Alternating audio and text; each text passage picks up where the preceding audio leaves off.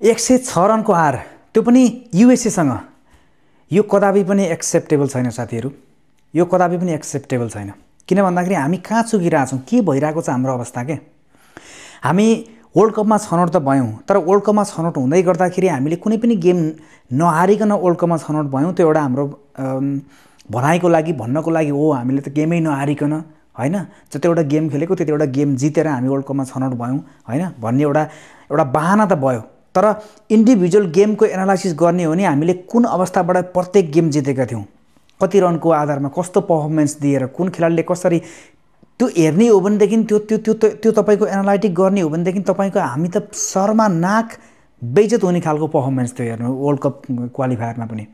मैले यो टिमलाई हतोत्साहित गर्नको लागि अथवा भनौँ तपाईको यो टिमलाई चाहिँ तल झार्नको लागि, डाउन गराउनको लागि जे पाए त्यही बोलिरहेको होइन। तर अमेरिका जस्तो टिम जो भाडाको खेलाडी ल्याएर खेलिरहेको छ, त्यो टिमसँग 106 रनको हार, अनि हामी माग गरिरहेको छौँ आइसिसीसँग टेस्ट राष्ट्रको मान्यता दिनु पर्यो हामीलाई। हामी ओडिआई गुमाउन गइरहेछौँ साथीहरू यार, हामी ओडिआई गुमाउन गइरहेछौँ अनि हामीलाई चाहिएको छ टेस्ट राष्ट्रको मान्यता। यो कसरी हुन्छ? आज कुशल भुर्तेले के गरे, रोहित पौडेलले के गरे, गुलसन झा, कोही पनि चल्न सकेनन्। ए बाबा यार 156 रनमा अल आउट हुनु ओडिआई क्रिकेटमा, त्योभन्दा त बरु 20 ओभर राम्रोसँग खेलेर चाहिँ एग्रेसिभ खेलेर अलिकति रन सन बनाएर चाहिँ हे एग्रेसिभ खेलेको थिएँ आउट छिटै आउट भयो भन्ने एउटा बहाना त हुन्थ्यो। त्यो पनि भएन क्या। खेलेको छ 40-45 ओभर, गुमाएको छ सबै विकेट, रन छ बोर्डमा जम्मा 150। What the hell. अब हामी यसरी कसरी अगाडि बढ्न सक्छौँ यार? तपाईँको ओडिआई अब तपाईँको गुम्ने अलमोस्ट मुखतिर आइसकेको छ। अब यसै गरिकन तपाईँले युएसएमा भएको, युएसएसँग 2टै गेम हार्नु भएको, जतिवटा युएसएसँग अहिले गेम भइरहेको छ सबै म्याच हारिरहनु भएको छ क्या।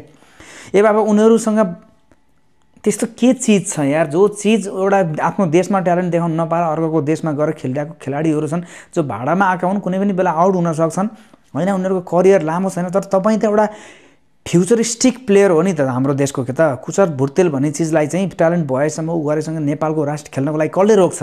ल भन्नुहोस् त।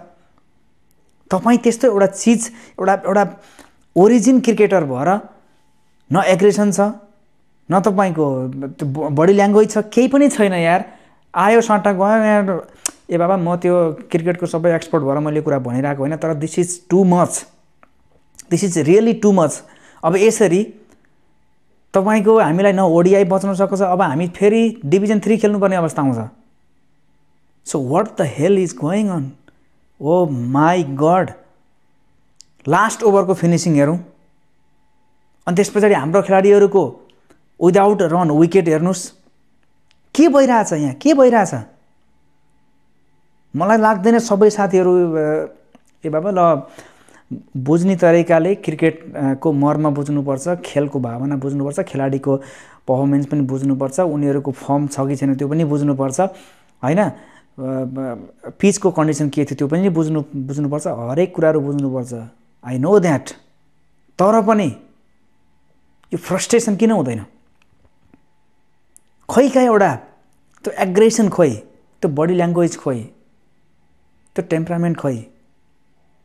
यो पाराले हामी वर्ल्ड कपमा अस्ट्रेलिया र इन्डियासँग भिडेर जित्ने सपना देख्छौँ, लाज लाग्दैन भने? साथीहरू यसरी मात्रै हुँदैन, इम्प्रुभमेन्ट पनि चाहियो, इम्प्रुभमेन्ट पनि चाहियो। प्रत्येक गेममा फाइट हुनु पर्यो। के हो यस्तो पारा? न फाइट छ, न इन्टेन्सन छ। अब गाली नगर तपाईँहरूलाई, नगर कसलाई गर्ने त यार? कुनै स्पेसिफिक प्लेयरलाई भनेर होइन, होल टिममा खोइ जुझारु देखेको। जब इम्पोर्टेन्ट म्याचहरू आउँछ हामी सामान्यभन्दा सामान्य टिमसँग पनि हार्छौँ। यति धेरै दुःख गर्नु पर्यो कुवेतसँग, यति धेरै दुःख गर्नु पर्यो कतारसँग, यति धेरै दुःख गर्नु पर्यो चाहिँ सामुआसँग। What the hell. अब यसरी कसरी अगाडि बढाउन सकिन्छ? सो म जस्तै तपाईँहरू कोजना फ्रस्ट्रेसन हुनुहुन्छ। यो पाराले त तपाईँले युएमा सबै गेम हार्नुहुन्छ यार। अब युएको घरै भयो, यही पाराले खेल्दाखेरि युएसएले अर्को पालामा तपाईँलाई झन् धोबिहाल्छ। अब युए त तपाईँको घर नै भइहाल्यो। अब घरमा त उसलाई कसरी झन् हराउन सक्नुहुन्छ, बाहिर त नसकेको अवस्थामा। अस्ति त 1 रनको त्यो एउटा लक के भन्छ त्यसलाई, त्यो 1 रनको त तपाईँको त्यो काकताली लागेको थियो, त्यही भएर जित्यो कहाँबाट, त्यो पनि T20मा भएर। अब यहाँ त तपाईँले जित्ने चान्सेस त म त केही पनि देख्दिनँ। सो प्लिज के भन्नुहुन्छ यो आजको पर्फर्मेन्सलाई? 156 रन, 263 रनको टार्गेट पछ्याइरहेको, 40 ओभर गर्न नपाउँदै 156 रनमा all out. What the hell? के भन्नुहुन्छ? प्लिज कमेन्ट डाउन प्लिज यार। म त एकदमै तनाव भएर यो भिडियो बनाएको।